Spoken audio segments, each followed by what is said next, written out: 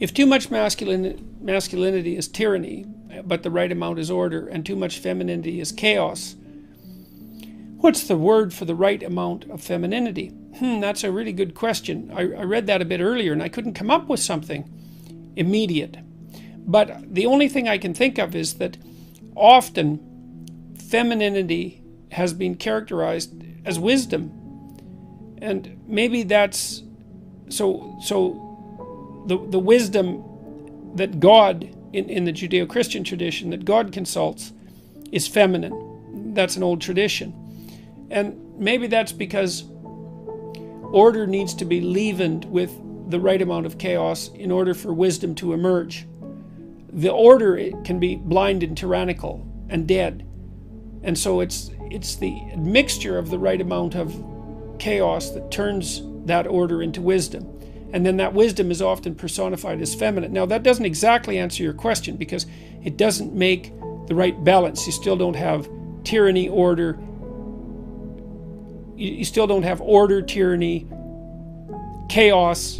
You're still missing the proper word there. It's a good question, and the wisdom idea is the best I can make of it for now. Is it better to marry someone with your temperament or a contrasting complementary temperament? Well, there is evidence on this, and basically you don't want to marry someone with whom you're too mismatched. Now, the only possible exception to that is neuroticism.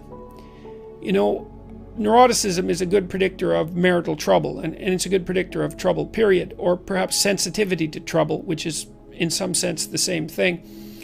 It's very, and I don't know of any research specifically pertaining to this. Now, I know that people who are high in neuroticism are more likely to miss work and to visit the doctor and to be unhappy in their marriages and so forth. And that may also account for why 75% of divorces are initiated by women. And I think women are more sensitive to negative emotion, partly because they have to take care of infants and need to be more sensitive to threat, and perhaps because sexuality is more dangerous to women, and perhaps because women are physically smaller. And all of this seems to kick in at puberty. Anyways, it isn't obvious to me that you want to match someone with regards to neuroticism if you're high in neuroticism. I think if you're high in neuroticism, you need to find someone who's low in neuroticism, because then you have someone around to calm you down. Now, apart from that, the research literature does indicate that match is better, and you can see why. It's hard for extroverts and introverts to get along, especially if they're extreme extroverts and extreme introverts, because an extreme extrovert always wants to be with other people and in groups, and an extreme introvert hardly ever wants that. And that's a very, very difficult thing to negotiate. And then with conscientiousness, same thing. If you're really high in orderliness, it's very hard to be married to someone who's very low in orderliness. You're going to end up doing all the cleaning, for example. That will drive you crazy. And if you're high in industriousness, same thing. Now, if you're super high in industriousness and orderliness, you might want someone who's maybe moderate in both to kind of temper you a bit, because one of the problems with being too high in conscientiousness is that you can't stop working. And you should probably stop working from time to time. Agreeableness, same thing. Hard for an agreeable and disagreeable person to get along. You know, the agreeable person will always be...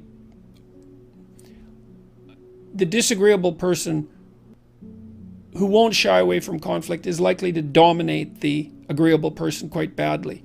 So that's a tough bridge that's a tough chasm to bridge as well. So you look for temperamental similarity.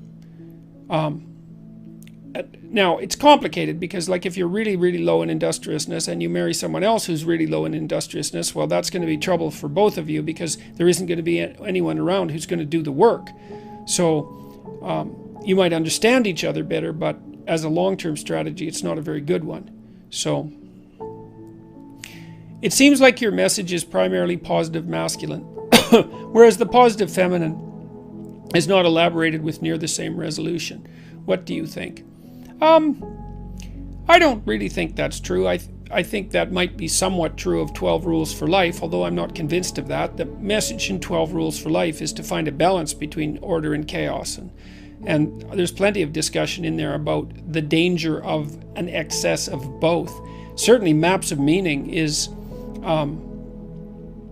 elaborated out more with regards to the positive masculine, or with regards to maps of meaning is elaborated out more completely than 12 rules with regards to the positive role of the masculine and the feminine.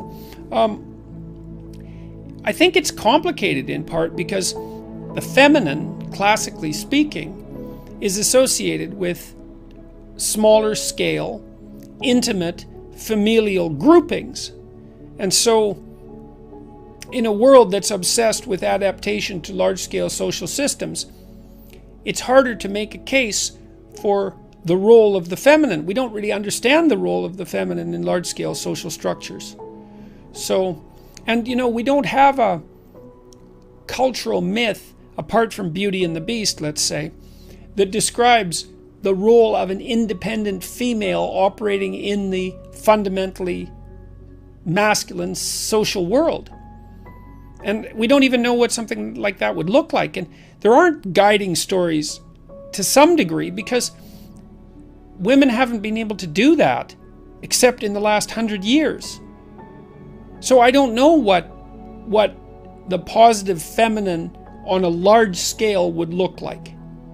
And we don't have guiding stories for that. This is partly to underline the absolutely radical nature of the birth control pill. And not only that, but the provision of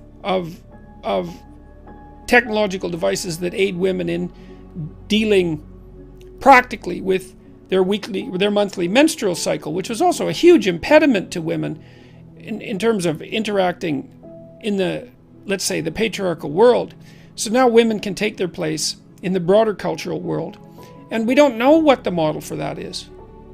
So, you might say, well, they should adopt the heroic masculine perspective, and certainly to some degree that's true, but that's not a particularly fruitful archetype when it comes to having a family.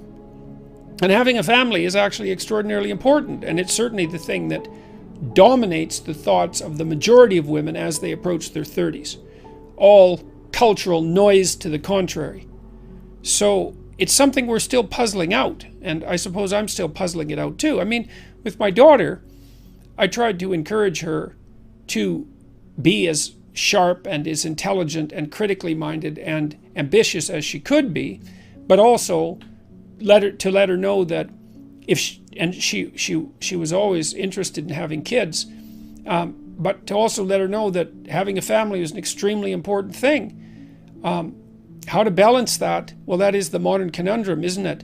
We want to figure out how to maximize our access to the talents of women, but also to set up a situation where it's possible for talented women, and women of all talents, let's say, as well, but talented women who have options in the workplace to also have a family. And this is a tremendously complex problem, and it isn't clear how it's going to be solved.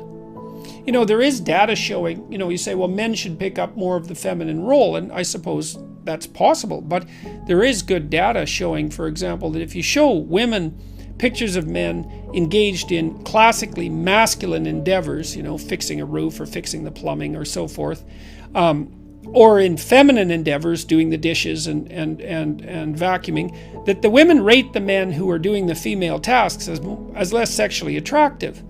And so it's not all on the men with regards to the utility of them picking up a more feminine role, and it isn't necessarily the case that women will find men who are more domestic also maximally sexually attractive. Those things don't necessarily go together, so this is very, very complicated.